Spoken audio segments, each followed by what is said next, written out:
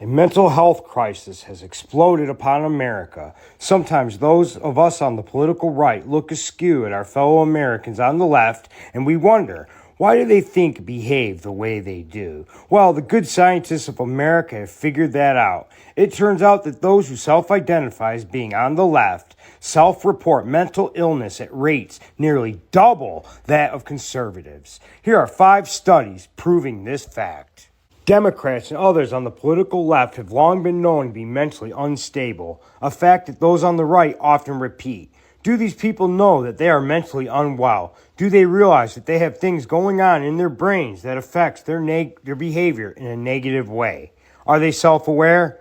Is there a neurological basis behind their mental disability? In all seriousness, all kidding aside, Democrats and other leftists self-report bad mental health more often than conservatives, overwhelmingly. I'm being quite literal. Here are 5 peer-reviewed studies on the question. They've made their viewers dumber over the years. Viewers get mad at the guests or the hosts if the hosts were to criticize Democrats. Because they're so brainwashed. Yes. I think brainwashing and dumbing down, it's bad. Aggressive, I get it, helps Trump. And there you go, an MSNBC executive talking about what terrible damage his programming does to the viewers. And you see, even as he admits that they are making their viewers crazy and brainwashed and stupider, he still brings the focus back to stopping Trump. And this leads us to Trump derangement syndrome, an actual, real mental illness. 62% of liberal or very liberal whites have a mental health condition. According to a Pew Research Center survey, 62% of whites who classify themselves as very liberal or liberal have been told by a doctor they have a mental health condition. Only 26% of conservatives and 20% of moderates have been told that they have such a condition, the study found. You know, we have to stay woke. Like, everybody needs to be woke. And you can talk about if you're the wokest or woker, but just stay more woke than less woke. Yeah. Psychology Today. Are conservatives healthier than liberals? Greater personal responsibility may give conservatives a health advantage. Political psychology has long been interested in psychological differences between people with conservative and liberal orientations. A recent paper provides evidence that people with conservative political attitudes tend to have better health than their liberal counterparts because the former place greater value on personal responsibility. Chan, 2019. This may also be a reflection of higher conscientiousness among conservatives. Democratic Socialists fucking win elections, you fucking Democrats. Listen the fuck up. I need y'all to go on an FDR generational run with this man. I need y'all to legalize being born in Uganda and you can be president right the fuck now. USA Today. Conservatives report better mental health than liberals. I think I know why.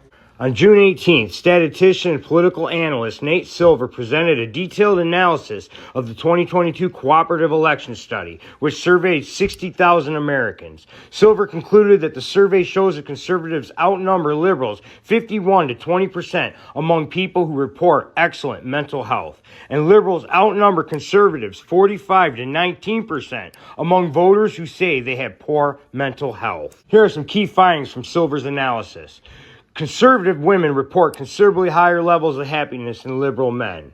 Black liberals are significantly happier than white liberals. Bisexual liberals report the lowest happiness level of any demographic.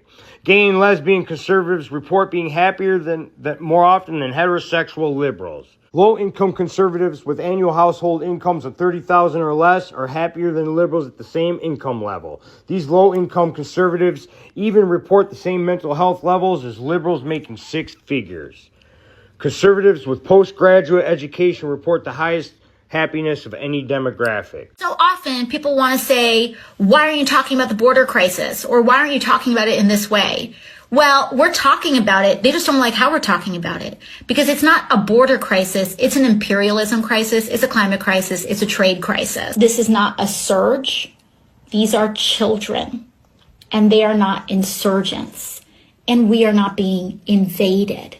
which, by the way, is a white supremacist idea, philosophy. National Library of Medicine. Do conservatives really have better mental well-being than liberals?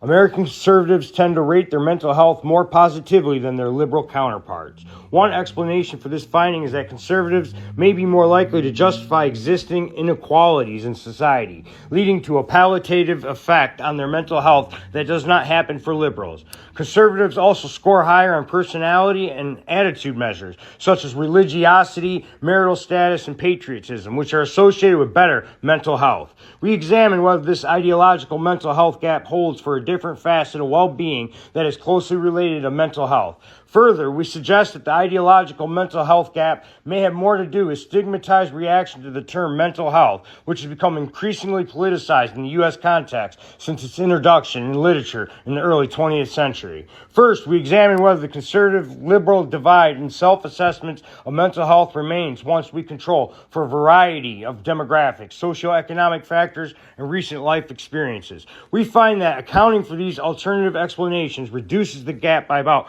40%, but that the ideology remains a strong predictor of the mental health self-reports. The idea when America was founded out, we hold these truths to be self-evident. That all men and women are created equal, endowed by the Creator with certain inalienable rights, life, liberty, pursuit of that. We mean it. That's who we are. That's what makes America the most unique nation in the world, literally, not figuratively.